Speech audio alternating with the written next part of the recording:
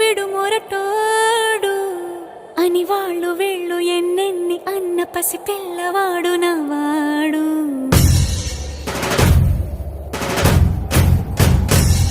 విడుముండోడు అని ఊరు వాడ అనుకున్న గాని మహారాజు నాకు నవ్వాడు.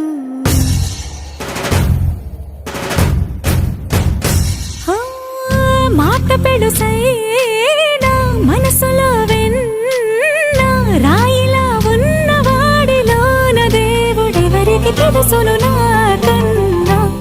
సూసేకి అగ్గిరవ్వ మాదిరే ఉంటాడే నా సవే.